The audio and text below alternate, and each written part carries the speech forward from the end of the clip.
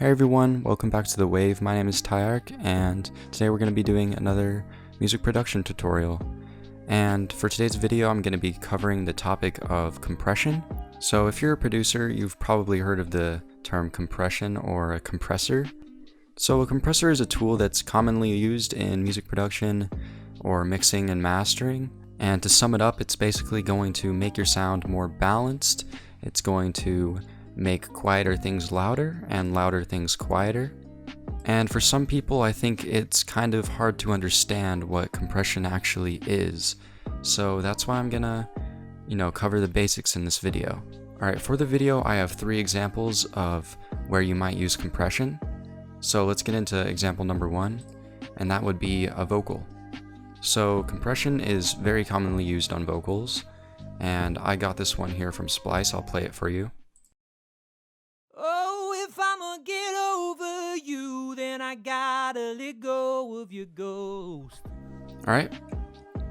Vocal sounds good, but I'm gonna expand this. You can obviously see that, the volumes are fluctuating, that kind of thing. So I'm actually going to put a compressor on the vocal, and I'm gonna be using Ableton's stock compressor. Alright, so when you open the compressor, it's going to be shown in this view. And there's actually 3 views of the Ableton compressor. There's this one here, there's this view, and then there's this view, which is my personal favorite. And the reason why this is my favorite is because when I play the vocal, it's very visual, and I like things to be visual like that. Alright, now that we have the compressor open, let's talk about everything that's in the compressor. So some very important things that I'd like to cover is the threshold, the ratio, the attack, the release, and also makeup as well. Alright, let's start with the threshold. So when you turn down the threshold, it's going to increase the amount of compression, but also the farther you turn it down, the more the compression will be applied to the quieter sounds. When it's higher up, it's going to be mostly applied to the louder peaks. And it's good to have the visual to understand that. Oh, if I'ma get over you, then I gotta let go of your ghost. See how the louder peaks are being applied when the compression is just, when the threshold is just turned down a little bit. But then when I turn it down more, it's applying the compression to the whole sound. I'm going to set it back to 0, and let's talk about ratio. So a lot of people don't really understand what the ratio is, but let me just sum it up for you. So if we have the ratio 1:1 like this, it basically means that no compression is being kicked in. And when I have the ratio, say, 2:1, it kicks in the compression at a 2:1 ratio with the threshold. Now moving on to the attack and release knobs. So these are pretty easy to understand. The attack is the amount of time it takes for the compressor to kick in. So say you have it very short, the compressor is going to kick in right away. If you have it long, it's going to take a little bit to kick in. It's going to leave the transients in there. And then release. Now the release is the time it takes for the compression to go back up, basically. So they work really well with each other. They're very useful once you understand how to use them. Alright, now with the makeup gain. In the Ableton compressor, there is this makeup button. It will automatically apply gain to your sound when there's compression. So basically what that means is when there's compression, it's going to try and push the sound a little louder to make up for the loss of volume. Also there's the dry and wet knob, which is pretty self-explanatory.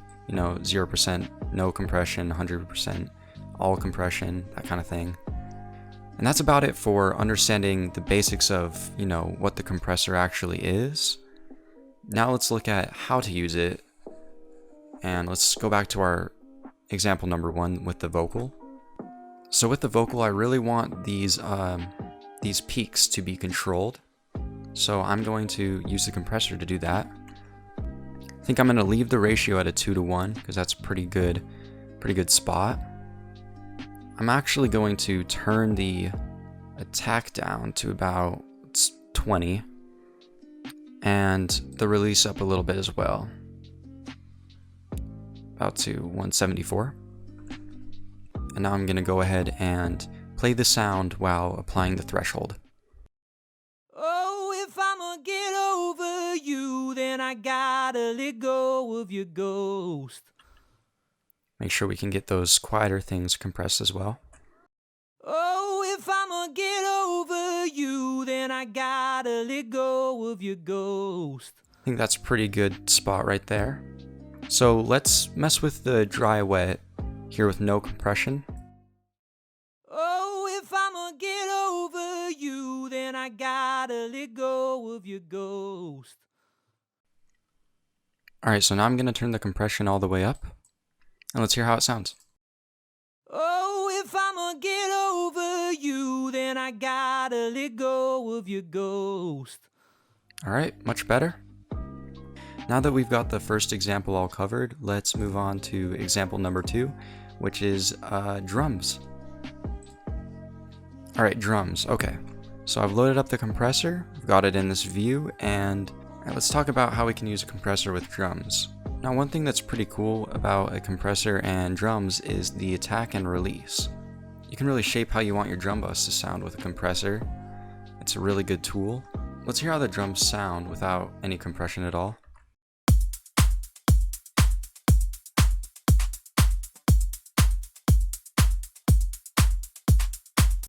Alright, pretty cool. So what if I want to make these drums more snappy, like for example? Now, we can basically do something like that using the compressor, and just using the attack and release can really help shape the sound. So for this, I'm actually going to turn the ratio up to maybe like a 360. Probably leave the attack as is for now, and then turn the release up to maybe about 253. And let's apply the threshold.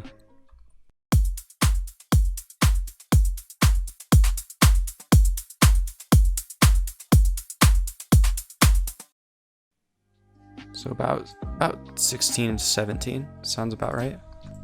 Alright, now let's go back and hear it without the compression again.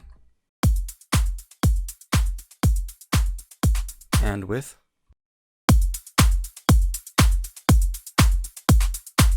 It makes it feel punchy and snappy, which I really like. So yeah, there's example number 2 for you.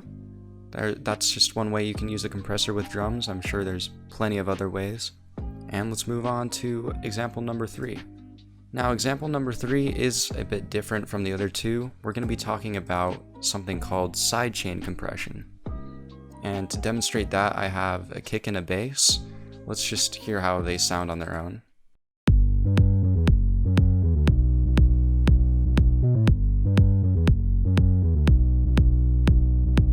Alright, it's kind of plain, you know, we've got this low bass and this like clicky kick on top. You know, it just, something doesn't sound right, and that's where we're going to apply the sidechain compression. So let me pull in a compressor on top of the bass. So to actually apply the sidechain, the first thing we're going to do is open up this sidechain toggle, which opens up this menu. And from here, we're going to select sidechain, and then the audio from, it's at no input right now, but we're going to change that to the kick. The kick and the bass are sidechained now, but nothing is applied yet still. For this example, I'm going to turn the ratio up a bit. Just a little bit's fine. And the attack down to about 1, around there. And the release up a bit too as well. Now that we have that in place, I'm going to lower the threshold until we hear the sidechain start coming in.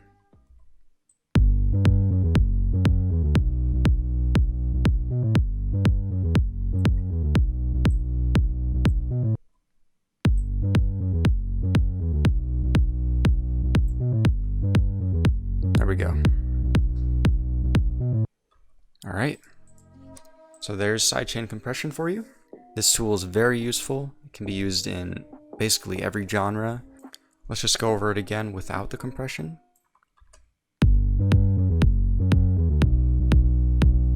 And then with.